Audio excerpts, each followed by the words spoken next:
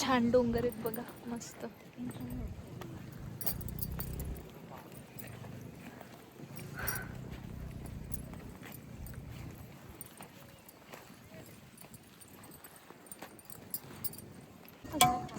भेळीची party केलेली आहे आम्ही या डोंगरावर येऊन. असं असं दाखवा, असं असं या म्हणा भेळ खायला. आमचं फिरून खाऊन सगळं झालेलं आहे. आम्ही आता चाललोय रिटर्न. परत एकदा बघा किती सुंदर लोकेशन आहे.